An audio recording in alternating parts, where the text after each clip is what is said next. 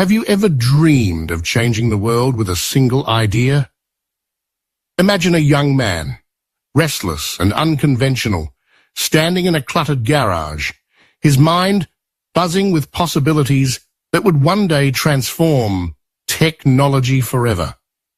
That man was Steve Jobs, a college dropout whose vision ignited a revolution. Born on February 24, 1955 in San Francisco, California, his early life was a mosaic of curiosity and rebellion. This story isn't just about computers. It's about exploring new horizons, the courage to launch bold dreams, and the genius to innovate in ways no one imagined. For English learners at B1, B2 levels, Jobs' journey is a roadmap to fluency, with every phrase you master, like "set out on this journey," bringing you closer to confidence.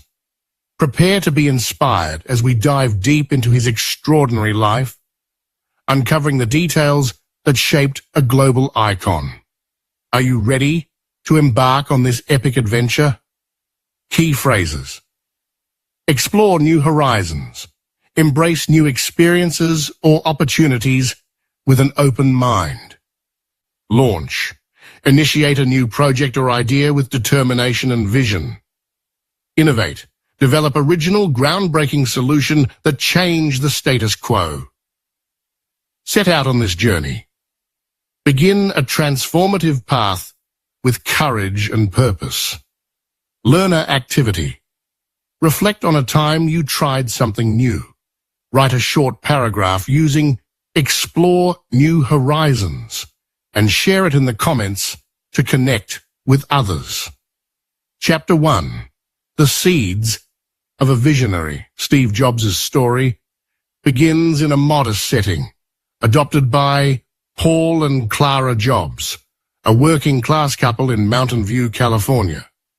Paul, a machinist with a love for tinkering, and Clara, a bookkeeper with a gentle spirit, nurtured Steve's curiosity from the start. "My father taught me to take things apart and put them back together," Jobs reminisced in a later interview, his voice filled with admiration. Growing up in the 1960s, he was surrounded by the burgeoning tech scene of Silicon Valley. Yet his interests veered toward philosophy and art. At Homestead High School, he met Steve Wozniak, a kindred spirit with a knack for electronics. Their friendship, forged over late-night discussions and shared dreams, planted the seeds of Apple. In 1972, Jobs enrolled at Reed College in Portland, Oregon, a haven for free thinkers. Yet, the rigid structure clashed with his spirit.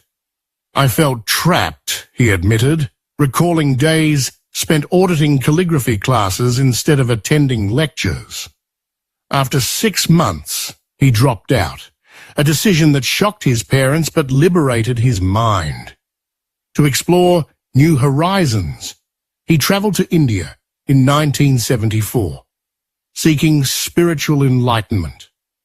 The trip, marked by dusty roads and vibrant temples, exposed him to Buddhism and minimalist design, ideas that would later shape Apple's aesthetic.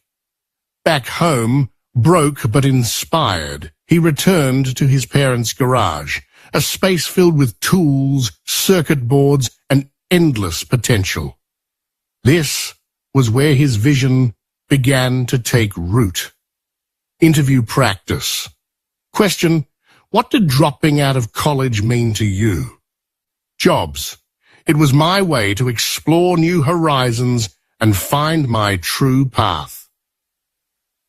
Question: how did India change you? Jobs: it taught me to innovate by seeing beauty in simplicity. Learner activity. Practice saying, "explore new horizons," in a sentence about your own life. Record yourself and listen to improve your pronunciation. Chapter 2. Crafting the first prototype. By 1976, the garage in Los Altos buzzed with activity. Steve Jobs, now 21, and Steve Wozniak, 26, were ready to launch a project that would redefine personal computing. To launch meant betting everything on a dream, fueled by late nights and borrowed parts. The Apple I, their first prototype, a rough, hand-soldered circuit board, was born on a workbench cluttered with wires and coffee cups. Wozniak's technical genius crafted the hardware, while Jobs envisioned a user-friendly device. "I wanted people to love using computers," he said, his eyes gleaming with passion. The garage, with its faint smell of solder and the hum of a radio, became their laboratory of innovation. Money was scarce. Jobs sold his Volkswagen van and Wozniak his HP calculator, raising $1,300 to fund the venture. They needed to pitch their idea to survive. Jobs, with his persuasive charm, walked into the bike shop in Mountain View, clutching the prototype. "This will change how people work and play," he declared, his voice steady despite his nerves. The owner, Paul Terrell, ordered 50 units for $500 each, a deal that stunned them. To seal the deal, they scrambled to assemble the computers, borrowing tools and working tirelessly. The Apple I, shipped in wooden boxes, sold modestly but proved their concept. Jobs' drive to innovate set the stage for a technological revolution. Interview practice. Question: why did you start with a garage? Jobs: it was the perfect place to launch a project with no limits. Question: how did you convince the bike shop? Jobs: I had to pitch our idea with all my heart to seal the deal. Learner activity. Write a short pitch for a new idea using Pitch Their Idea. Share it with a friend or in the comments to practice. Chapter 3. The Apple II Revolution. In 1977, Jobs and Wozniak aimed to take it to the next level, a phrase meaning to elevate their ambitions. The Apple II emerged as a marvel. Its colorful display, built-in keyboard, and plastic casing set it apart from the grey boxes of the era. Jobs obsessed over every detail, from the logo's rainbow stripes to the packaging's sleek design. It had to feel like art, he explained, sketching ideas on napkins during late-night sessions. The goal was to secure funding, a critical step to scale production, and Jobs travelled to trade shows with a prototype in tow. At the West Coast Computer Fair, he networked with investors, a process of building relationships that could open doors. There, he met Mike Markkula, a retired semiconductor executive with a keen eye for potential. Markkula's $250,000 investment and business expertise helped them set up a company named Apple Computer, Inc. The Apple II, priced at $1,298, sold over 100,000 units in 2 years, propelled by VisiCalc, the first spreadsheet software. Jobs' ability to think outside the box, blending technology with aesthetics, turned a garage experiment into a household name, laying the groundwork for Apple's dominance. Interview practice. Question: what made the Apple II special? And Jobs: we took it to the next level with design and user-friendliness. Question: how did Markkula help? Now Jobs: he helped us secure funding and set up a company with his expertise. Learner activity. Describe a time you improved something using "take it to the next level." Practice saying it aloud 3 times. Chapter 4. Navigating Challenges and Setbacks.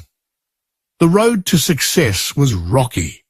In 1980, the Apple III launched with high hopes, but faltered.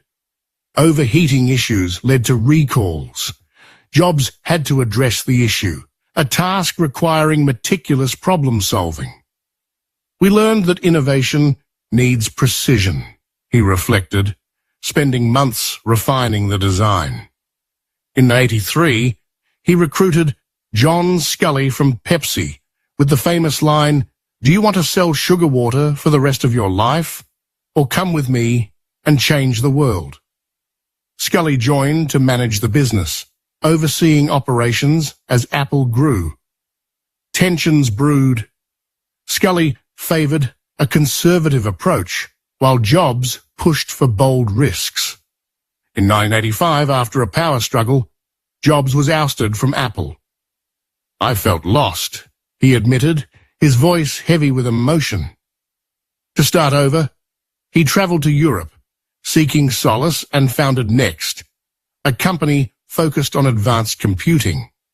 Simultaneously, he acquired Pixar from Lucasfilm for $5 million, a move that seemed minor but would yield Toy Story, the first fully computer-animated feature film, released in 1995, to global acclaim. These setbacks forged his resilience, a trait that would redefine his legacy. Interview practice. Question: how did the Apple III failure affect you? Jobs: it forced me to address the issue and learn from mistakes. Question: what did starting Next teach you? Jobs: it showed me how to start over with a fresh perspective. Learner activity. Role-play a conversation where you address the issue of a problem. Record it to improve your speaking skills. Chapter 5. The Triumphant Return.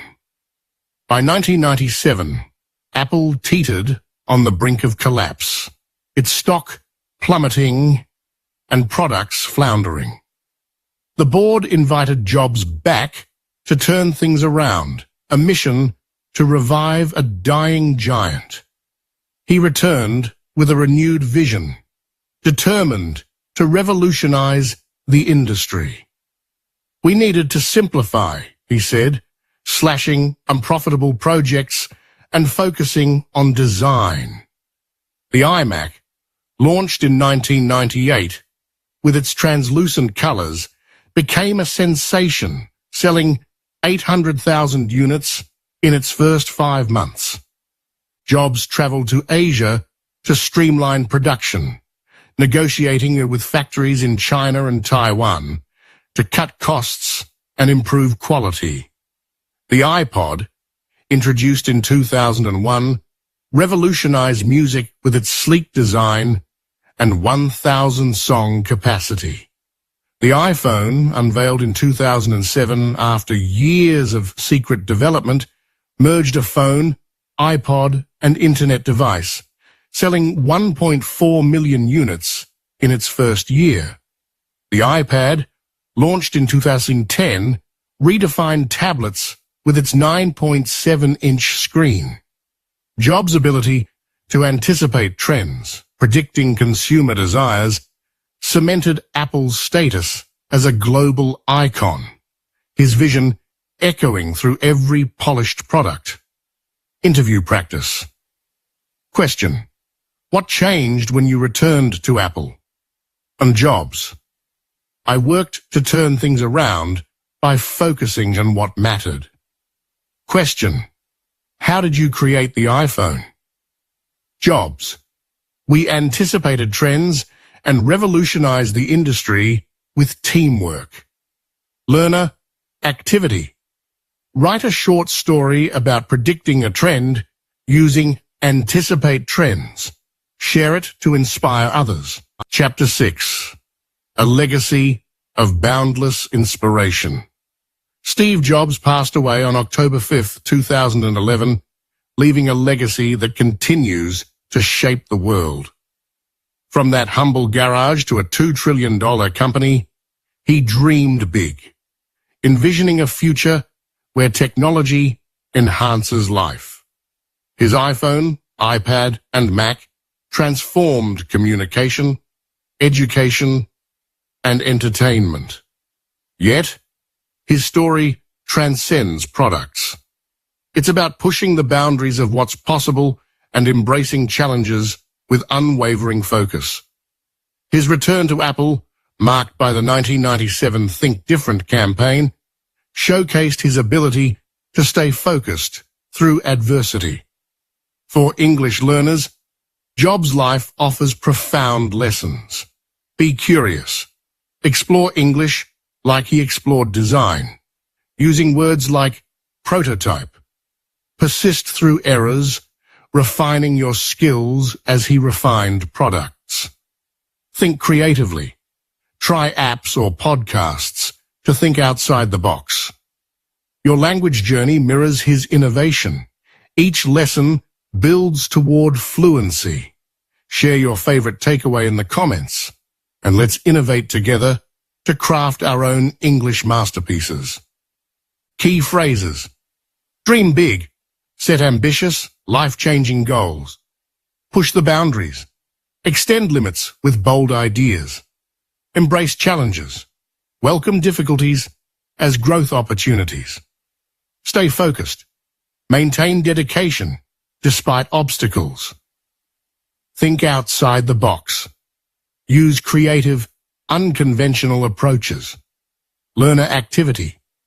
Create a mind map of your English goals, using Dream Big and Push the Boundaries.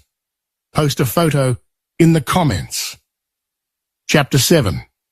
The Early Influences and Family Ties. Before the garage days, Jobs' childhood shaped his destiny.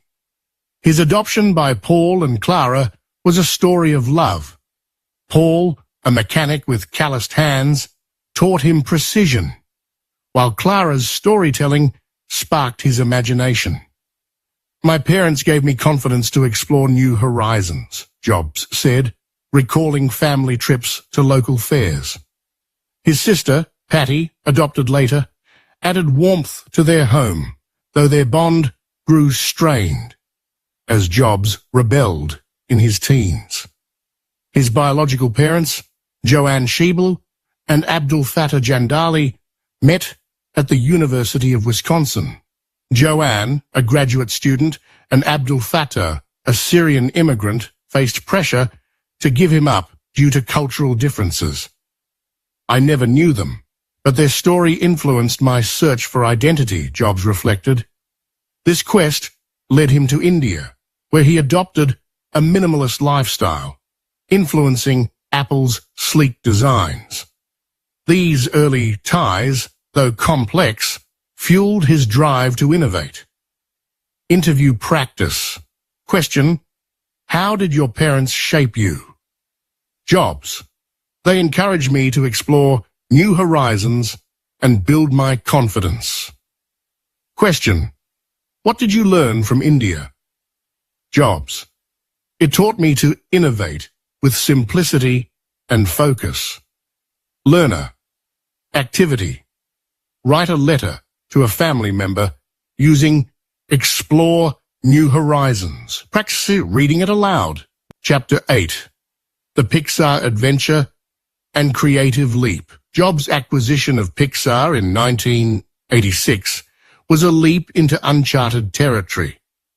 The struggling animation division of Lucasfilm, with its small team and outdated equipment, needed a savior. I saw potential to push the boundaries, Jobs said, investing $5 million of his own money. He hired John Lasseter, a visionary animator, and together they embraced challenges to create Toy Story. The film's development, spanning years of trial and error, showcased thinking outside the box, using computers to animate emotions.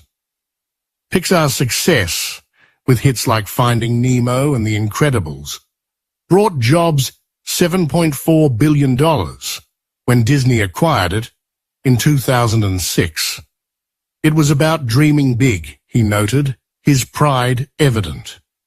This creative venture, parallel to Apple, highlighted his versatility, blending technology with storytelling.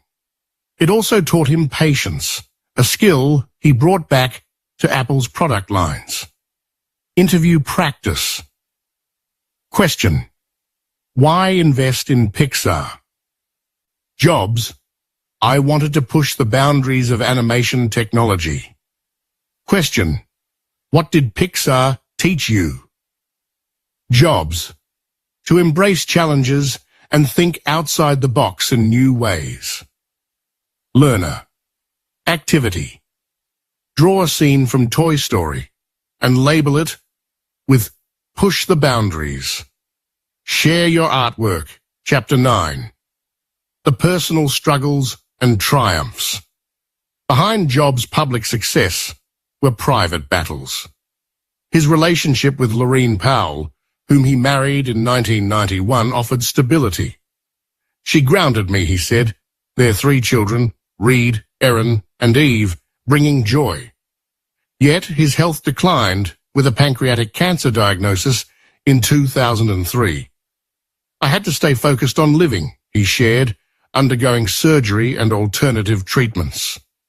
His 2005 Stanford commencement speech, where he urged graduates to stay hungry, stay foolish, reflected this resilience. His estrangement from daughter Lisa Brennan Jobs, born in 1978, to Chris Ann Brennan, was a painful chapter. Reconciliation came slowly, marked by heartfelt letters. It taught me to embrace challenges, he admitted. These personal triumphs and struggles added depth to his legacy, showing a man who pushed the boundaries of both technology and humanity. Interview practice. Question: how did cancer change you? Jobs: it made me stay focused on what truly matters. Question: what about your daughter Lisa? Jobs: we learned to embrace challenges and rebuild our bond. Learner. Activity: write a journal entry about a challenge using Stay Focused. Share a sentence in the comments. Chapter 10. The Global Impact and Future Vision. By 2011, Apple's influence was undeniable, with stores in 42 countries and a $350 billion valuation. Jobs anticipating trends led to the App Store in 2008, a platform that birthed a new economy. His patents, over 300, covered designs from the iPhone to the iMac. I wanted to revolutionize the industry for generations, he said, his vision extending beyond his lifetime. Posthumously, his influence grows through the Steve Jobs archive, preserving his sketches and speeches. Apple's sustainability initiatives, like carbon-neutral goals, reflect his thinking outside the box. For learners, his story is a call to dream big and innovate in language skills. Share how you'll apply his lessons, and let's build a future of fluency together. Interview practice. Question: what's Apple's future? Jobs: to anticipate trends and revolutionize the industry with new ideas. Question: any advice for learners? Jobs: dream big and innovate every day in your studies. Learner activity: plan a project to revolutionize your English using Anticipate Trends. Share your plan. Thank you for your listening, and see you in the next video.